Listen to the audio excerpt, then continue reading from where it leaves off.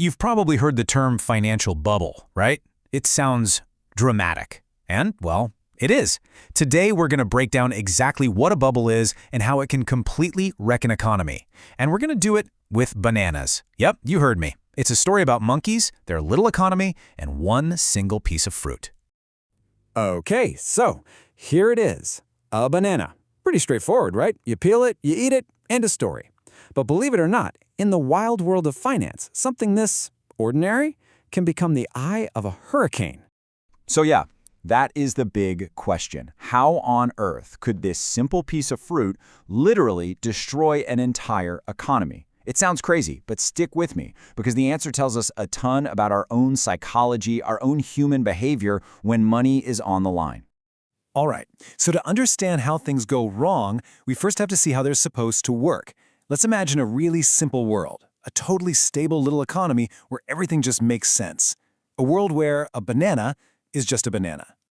Okay, in this jungle economy, the going rate for one banana is one leaf. Simple. That's the price. It's fair, it's stable, nobody questions it. And that's because it reflects the banana's real value. You know, what economists call its intrinsic value. Basically, what it's actually worth for its intended purpose, which is, being food. So here's the key thing to remember. The monkeys are buying bananas to eat them. That's it. The value is super clear. The price is tied directly to its usefulness. Everything is chugging along just fine. Life is simple, it's predictable, but it's coming. Things are about to get real complicated. And here we go. This is where our story takes a hard right turn. This is the moment when logic pretty much just packs its bags and leaves the jungle, and a whole different kind of thinking takes over. Welcome to the Great Banana Mania. It all starts with a little whisper, a rumor. Hey, did you hear? Bananas, they're actually super rare and really, really valuable. And just like that, the whole idea of what a banana is starts to shift. It's not just food anymore. No, it's an investment. The idea catches on that because they're scarce, they must be valuable. And so monkeys start buying them, not to eat, but to hold on to and sell later for a profit. And bam! Just like that, the price doesn't just rise, it jumps. That humble one-leaf banana, it's now selling for 10 leaves. The monkeys who got in early, they feel like absolute geniuses. And everyone else, they're starting to get that little anxious feeling in their stomach. And then it just explodes. From 10 leaves to 50. Can you imagine? The news is spreading like wildfire through the jungle. It's all anyone can talk about. The banana boom. This looks like the easiest, fastest way to get rich. And nobody, absolutely nobody, wants to be the one left behind. Okay, let's just hit pause for a second. We need to be clear about something. The banana itself hasn't changed one bit. It's still the same old fruit. So, what is really driving this frenzy? Well, the answer isn't in an economics textbook. It's all about psychology. So what's going on inside their heads? Well, first, you've got good old FOMO, the fear of missing out. It's a powerful thing. Monkeys are watching their neighbors get rich quick, and they are desperate to get in on the action. Then you have herd behavior. I mean, if every other monkey is buying bananas, it's got to be the smart move, right? Monkey see, monkey do. And holding all of this up is this one incredibly dangerous belief, that the price will only go up. And this kicks off this insane feedback loop. It's a mania loop. A monkey buys, which pushes the price up. That rising price makes other monkeys think, I got to get in on this. So more monkeys buy, which of course pushes the price even higher.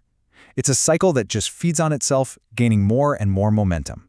So, you think things can't possibly get any crazier? Oh, just wait, because this is when the banks show up.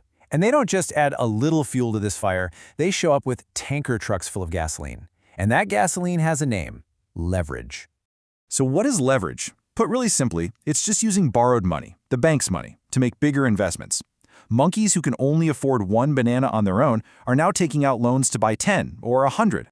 And this is where you can see just how powerful and how incredibly dangerous leverage is. Look at this. Let's say the price swings 10%. If you're not using leverage, okay, your 100 leaves become 90 or 110. A little gain, a little loss. But with leverage, that same 10% swing could double your money. Or it could wipe you out completely. It puts everything on steroids, magnifying both your potential gains and your potential losses. So with all this borrowed money just flooding into the market, the price, it hits its absolute peak.